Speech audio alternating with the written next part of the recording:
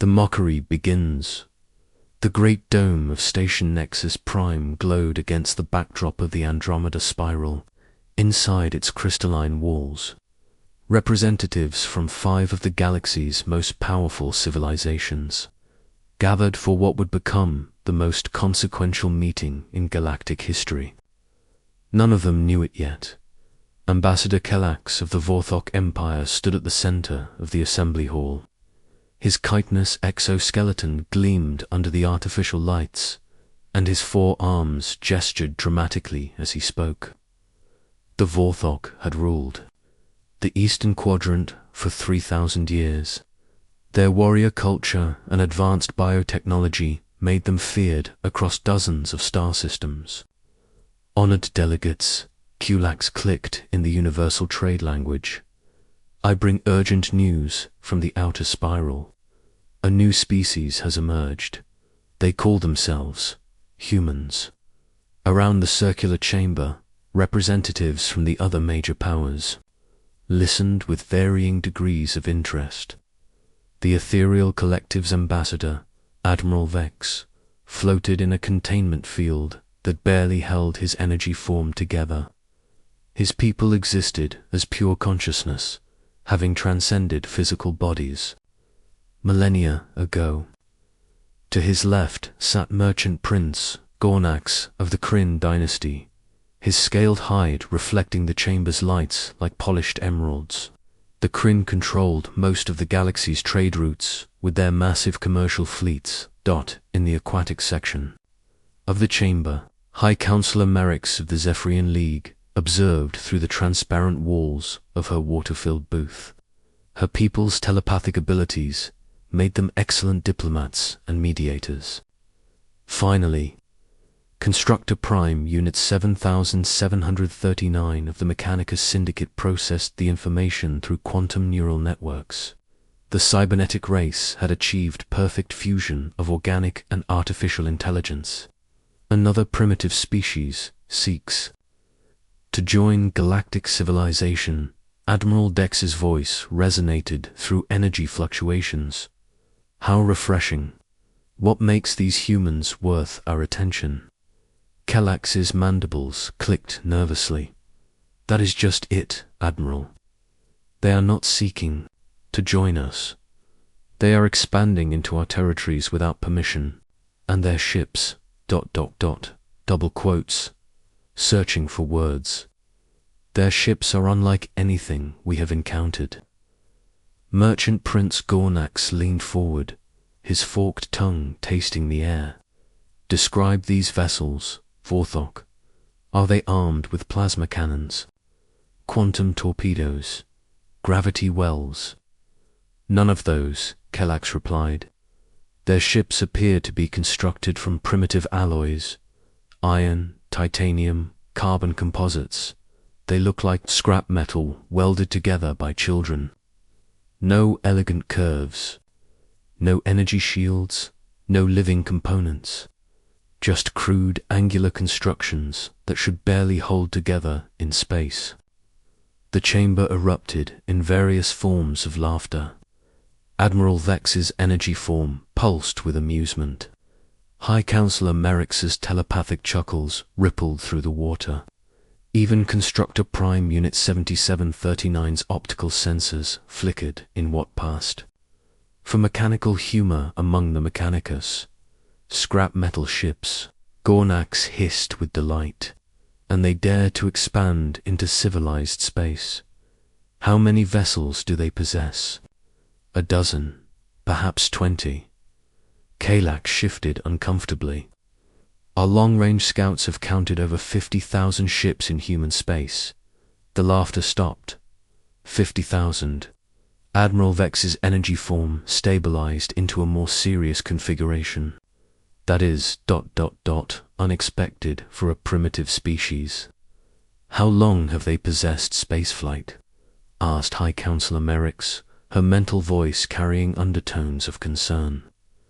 According to our intelligence, Kelax continued, humans achieved faster than light travel approximately 67 years ago.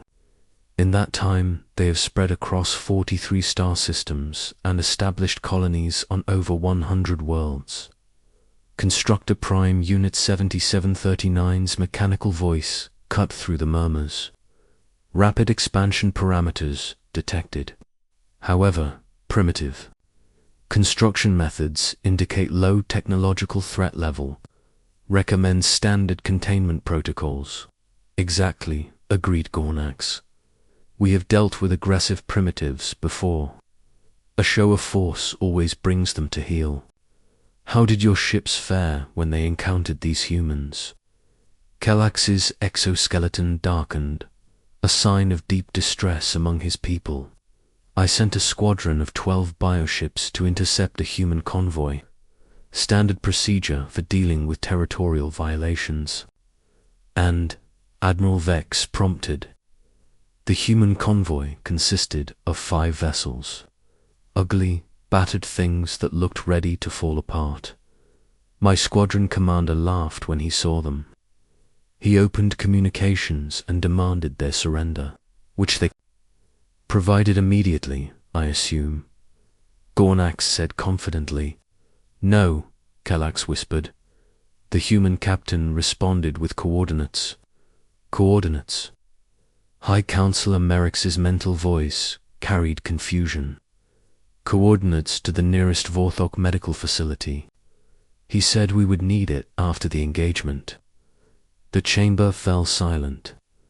The audacity of such a response from a primitive species was beyond their experience.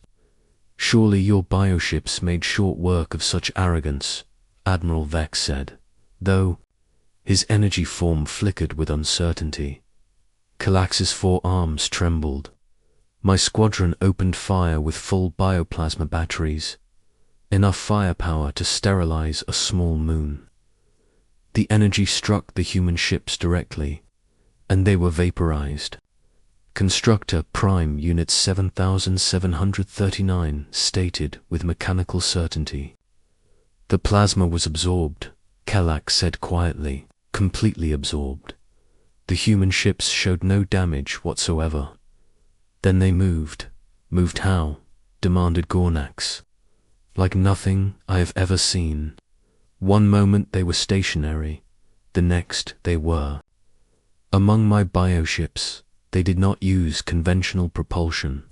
They simply ... were somewhere else. Admiral Dex's energy form pulsed rapidly. Teleportation technology, impossible for such primitives. Not teleportation, Kallax corrected. Movement. Faster than our sensors could track, but still physical movement through space. And there, weapons. The ambassador activated a holographic display above the chamber's center. The image showed space battle recordings from his surviving ships. The assembled delegates watched in growing silence as primitive-looking human vessels moved, with impossible grace between sleek Vorthok bioships. They fired no energy weapons, Kallax narrated. No missiles, no plasma, no quantum disruptors. They fired ... projectiles. Projectiles. Gornax's scaled hide rippled with disbelief. Primitive kinetic weapons. Primitive, yes, but moving at 97% light speed. Simple metal slugs accelerated to relativistic velocities. They punched through our bioarmor like it was tissue paper. The hologram showed Vorthok bioships reeling from impacts, their living hulls trying desperately to adapt and heal. But the human weapons kept finding new angles, new approaches, new ways to penetrate defenses that had protected the Vorthok for centuries. How many ships did you lose? High Counselor Merrick's asked, though her telepathic abilities had already picked up the answer from Kallax's mind. All of them, the ambassador admitted, but the humans did not destroy them. They disassembled them, surgical strikes that left my crews alive but helpless. Then they sent a message. What message? The assembled delegates asked, almost in unison, an apology. The human captain apologized for the damage to our ships. He offered to provide repair assistance and medical aid for our wounded. He said his people had no desire for conflict, but would defend themselves if necessary. The chamber buzzed with confused discussions in multiple languages and communication methods. Admiral Vex finally restored order by pulsing his energy form to maximum brightness. "This is clearly an anomaly," he announced. "One lucky engagement does not make a species dangerous. The humans obviously stumbled upon some advanced technology they do not fully understand." "I agree," said Gornax.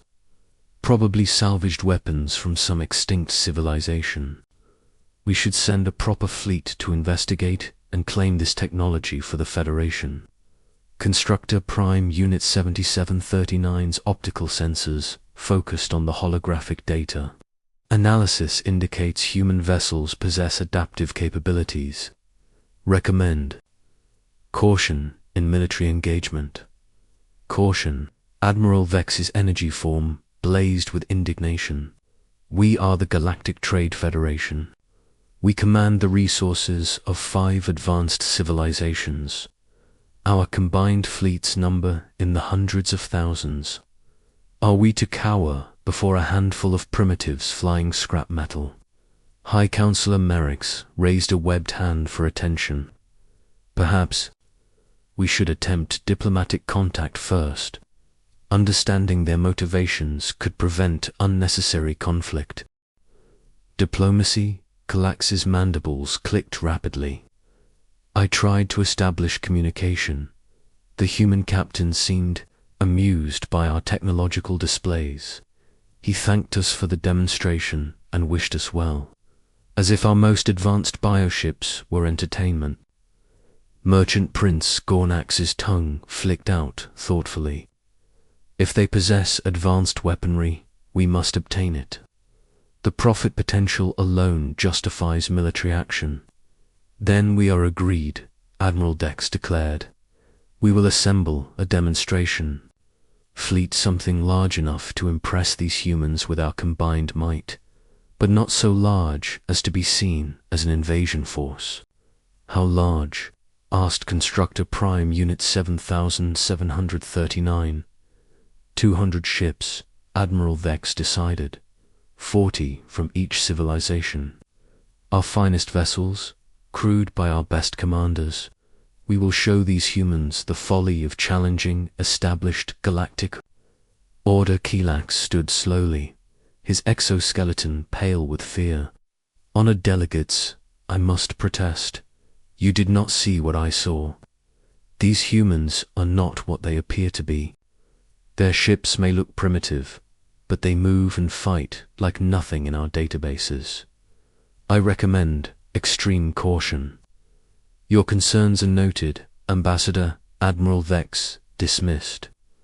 "But the Federation has dealt with hundreds of emerging species. The pattern is always the same. Initial resistance, followed by acceptance of galactic authority.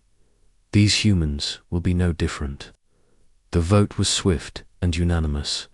4 of the 5 powers voted to authorize the demonstration fleet. Only Ambassador Kellogg's abstained, his katana form shaking with dread. As the assembly dispersed, High Counselor Merrick's approached Kellogg's telepathically. "You truly fear these humans?" "I fear what we do not understand about them," Kelax replied. "Their ships should not be able to do what they did. Their weapons should not be effective against our technology and their behavior. No primitive species offers medical aid to enemies who attacked them first. Perhaps they are simply more civilized than we assumed," Merrick's suggested. "Or perhaps," Kelax said quietly, "they are something else entirely. Something that has learned to appear primitive while hiding capabilities we cannot comprehend." 3 days later, the demonstration fleet departed Station Nexus Prime. 200 of the most advanced warships in the galaxy, crewed by elite officers and equipped with weapons that could crack planets.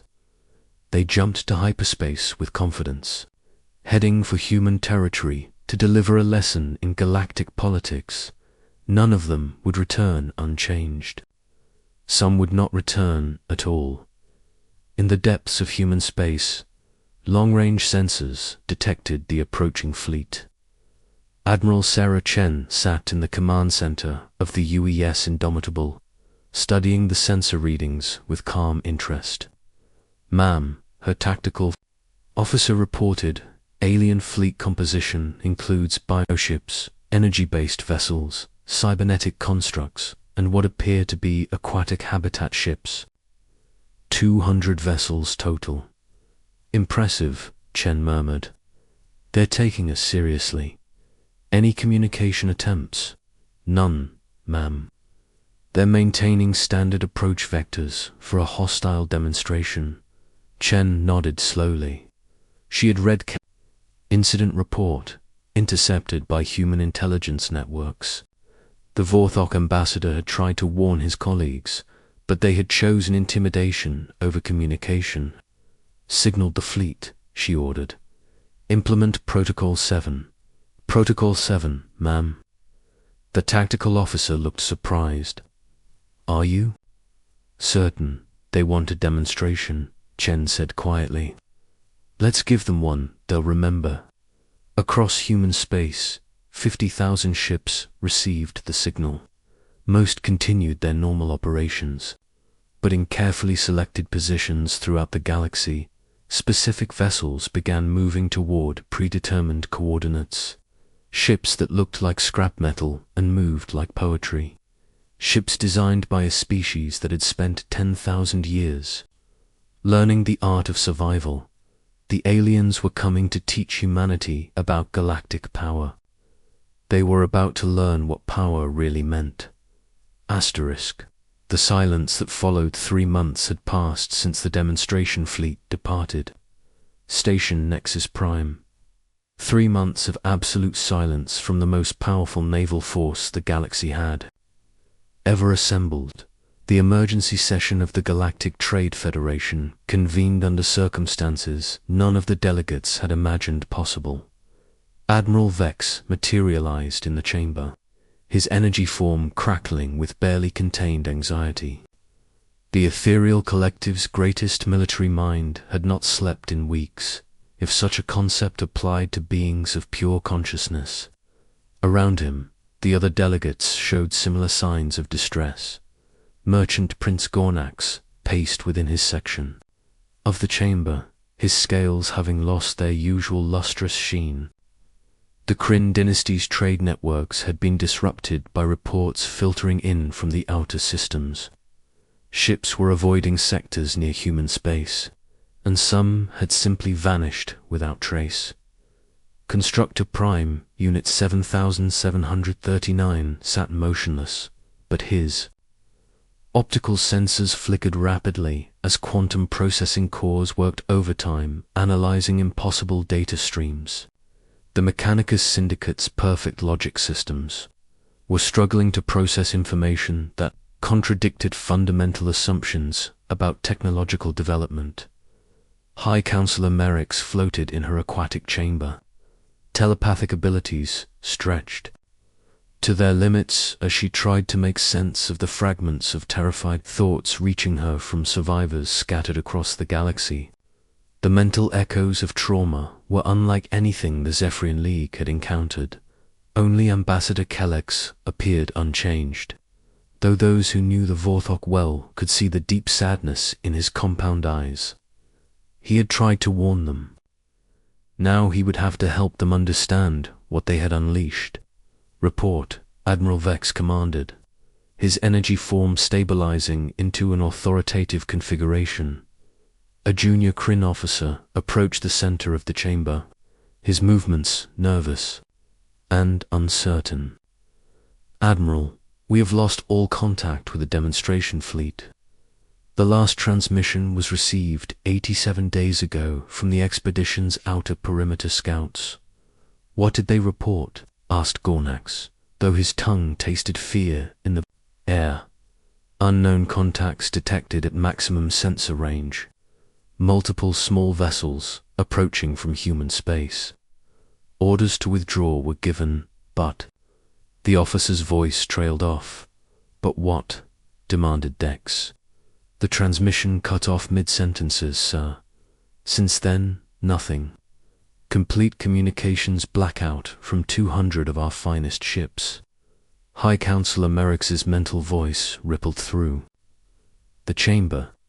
"Have we sent reconnaissance vessels to investigate?" "Yes, Counselor. 12 scout ships from various fleet commands. Fast, stealthy vessels equipped with the most advanced sensor arrays available, and Constructor Prime Unit 7739's mechanical voice carried an unusual tremor. 7 returned. The others are presumed lost. Those that did return brought disturbing intelligence." Admiral Dex's energy form pulsed impatiently. "Show us." The chamber's holographic systems activated, displaying sensor recordings from the surviving scout ships. The image showed a vast debris field floating in space, scattered across several light years. But this was not the aftermath of a battle, as they understood it. "These are pieces of our ships," the Kryn officer explained. "But they were not destroyed by conventional weapons. They appear to have been ... disassembled." The delegates stared in horror at the images. Vorthok bioships hung in space, their living hulls intact but somehow dormant. Ethereal collective energy vessels drifted powerlessly, their containment fields collapsed but not breached. Kryn battlecruisers floated like abandoned hulks, their hulls unmarked but their systems completely dead. "What happened to the crews?" Merrick asked, though she dreaded the answer. "Alive, according to life sign readings, but unresponsive to communication. Attempts. They appear to be in some form of stasis or shock." Ambassador Kelak spoke for the first time since the session began. Permission to address the assembly. Admiral Vex's form flickered with reluctance, but he nodded. "Speak." 3 days ago, one of our bioships drifted into Vorthok space. The ISS Eternal Growth, under the command of Captain Vex. My people managed to revive her and most of her crew. Kelax activated his own holographic display. She was willing to share her memories of the encounter. The image showed Captain Vex, a proud Kryn commander with ceremonial battle scars adorning her scaled hide. Her eyes held a haunted quality that none of them had seen before in a veteran warrior. "Tell them what you told me, Kelax," said gently Captain. Vex's image began to speak, her voice hollow and distant. "We found the human fleet exactly where our intelligence predicted. 47 vessels arranged in a loose formation around a small planet. Nothing special about them. Crude construction, mismatched parts, some obviously repaired multiple times." The assembled delegates leaned forward, hungry for information. We approached in standard battle formation. Admiral Vex's energy ships took point, followed by the Mechanicus cybernetic vessels. The Vorthok bioships flanked from above and below. My Kryn battlecruisers held the center, and the Zephyrian diplomatic ships maintained safe distance for observation. "Standard protocol," Admiral Vex confirmed. "Overwhelming force demonstration." "The humans did not react as expected," Vex continued. "They did not flee. They did not power weapons. They did not even adjust their formation. They simply ... waited. Waited. For what?" asked Gornax. "For us to make the first move, apparently." Admiral Vex's flagship, the Luminous Authority, transmitted the standard surrender demand. The human response was... She paused, searching for words. "They thanked us for traveling so far and asked if we needed any assistance with mechanical problems. Constructor Prime Unit 7739's optical sensors focused sharply. They offered technical assistance to a hostile fleet. They seemed genuinely concerned that our ships might be experiencing difficulties. The human admiral, someone called Sarah Chen, actually transmitted detailed repair manuals for common engine problems encountered during long-range travel. The chamber fell silent as the implications sank in. Admiral Vex ordered a warning shot. Vex continued. A low-power plasma pulse directed past the human formation. The humans acknowledged the shot and asked if it was some form of greeting ritual. They should reciprocate. Admiral Vex's energy form blazed with embarrassment. We increased power levels and fired a second warning shot, closer to their formation. The humans thanked us for the fireworks display and complimented our beautiful light show, Vex said. Admiral Chen asked if this was a cultural exchange program and whether they should demonstrate human technological achievements, at which point Kelax interjected. Admiral Vex lost patience and ordered a full power strike on the lead human vessel. Captain Vex's image nodded slowly. Every ship in our fleet opened fire simultaneously. 200 warships, full power, concentrated, on a single human vessel. The energy release was visible from 3 star systems away. Surely that ended it, Gornax said hopefully. The light faded, and the human ship was still there, completely undamaged. And Admiral Chen was back on communications, asking if our weapon systems were malfunctioning and whether we needed diagnostic assistance. The delegates exchanged horrified glances. Then the human ships moved, Vex whispered. Not like ships at all, like water flowing around obstacles. One moment they were in formation around their planet, the next moment they were among us. Between our vessels, around our formations, everywhere at once. Impossible acceleration. Constructor Prime Unit 7739 stated, "No known propulsion system can achieve such performance." "They did not use propulsion as we understand it," Vex replied. "They simply ... moved, and they began taking our ships apart." Taking them apart. High Counselor Merrix's mental voice carried disbelief. Not destroying them, disassembling them, with tools we could not identify, cutting through our strongest armor like it was paper, but they were careful, surgical. They disabled our weapons without harming our life support. They neutralized our defenses without killing our crews. Admiral Vex's energy form dimmed. How long did the engagement last? 17 minutes, Vex said quietly. In 17 minutes, they had disabled every ship in our fleet. 200 of the most advanced warships in the galaxy, reduced to floating hulks by 47 primitive vessels. What happened then? Asked Kelax, though he suspected he knew. Admiral Chen contacted each of our ship commanders personally. She apologized for the misunderstanding and offered medical assistance for anyone injured during the demonstration. She explained that humans had no interest in conquest or dominance, but they would defend themselves if attacked. The chamber erupted in confused discussions. The concept of an enemy offering aid after defeating them was foreign to every military tradition represented. "There is more," Vex continued. Admiral Chen transmitted a complete technical analysis of our weapons and defenses. She explained exactly how her ships had countered every system we deployed. The data was so detailed that our engineers believe it would take centuries to develop such comprehensive understanding. They studied our technology during the battle. Constructor Prime Unit 7739's mechanical voice carried a note of professional admiration mixed with terror. Not during the battle, before it.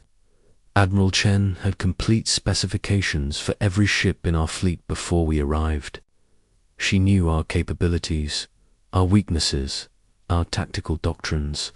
She had prepared specific countermeasures for every possible attack we might attempt. High Counselor Merrick's telepathic abilities picked up something else from the Kryn captains. Memories, there is something you are not telling us. Vex's image looked directly at the Zephyrian Counselor. Admiral Chen showed me something. A recording from human space. Their shipyards, their training facilities, their military academies. What did you see? Admiral Vex asked, though his energy form was already dimming with dread. Earth, the human. Homeworld, it is. ... Double quotes, Vex struggled with the words. It is covered with the ruins of wars. Not one war or 10 wars, but thousands of wars spanning tens of thousands of years. They fought with everything. Stone, metal, fire, chemicals, biology. Atomic energy, antimatter, things I do not have names for. The delegates listened in growing horror. Their entire civilization was built on conflict.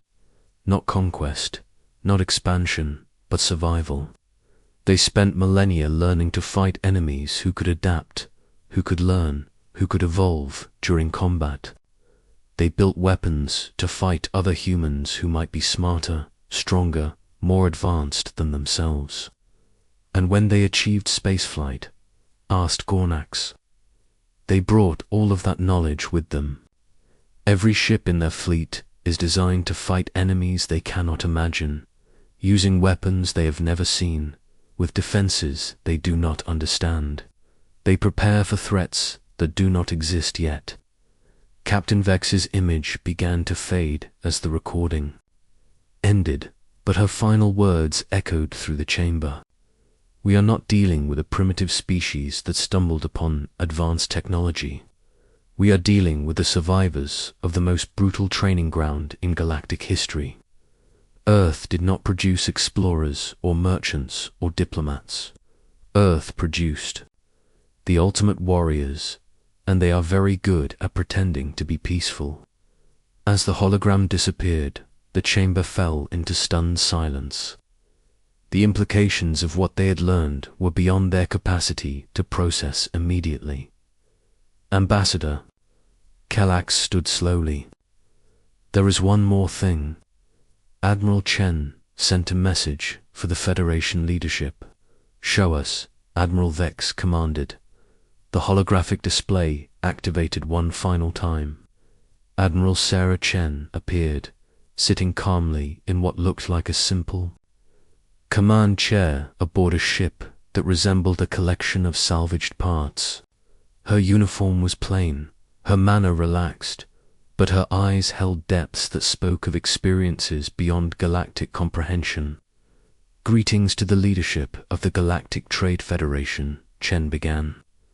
I am Admiral Sarah Chen of the United Earth Space Command. I hope your demonstration fleet crews are recovering well from their recent experiences. She paused, and for a moment, something ancient and terrible flickered behind her calm expression. Asterisk. Humanity has no desire for conflict with your civilizations. We seek peaceful coexistence, mutual trade, and perhaps even friendship. But we will not be intimidated, conquered, or controlled. We have spent too long learning how to survive, too. Give up our freedom now. Chen leaned forward slightly, and her voice carried the weight of 10,000 years of human warfare. Your fleets are impressive. Your technology is advanced. Your civilizations are ancient and proud. But you have never faced an enemy like humanity. We do not fight to conquer. We fight to survive, and we are very, very good at surviving. The image smiled, but it was not a reassuring expression. We offer one chance for peaceful resolution. Recognize humanity as an equal member of the galactic community with all the rights and territories we have claimed. In return, we will share our knowledge, our resources, and our protection. Chen's expression grew serious. But if you choose to continue treating us as primitives to be managed or conquered, you will discover why Earth's children have never been slaves. You will learn what it means to fight a species that has spent its entire history preparing for war against enemies who might be gods. The recording ended, leaving the chamber in absolute silence. High Counselor Merrix was the first to speak. The human fleet positions. Where are they now? Constructor Prime Unit 7739's.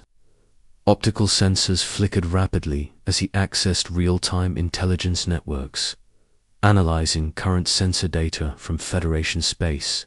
A long pause. Impossible, the mechanical voice whispered. What is it? Demanded. Admiral Vex. Human ships. They are... Everywhere. Every major star system in Federation space currently has human vessels in position. They arrived simultaneously across thousands of light-years of space. The holographic display showed the galaxy, with small red dots indicating human ship positions. There were hundreds of dots, perfectly positioned near every major world, every important station, every strategic installation in Federation territory. When did they arrive? Admiral Vex asked.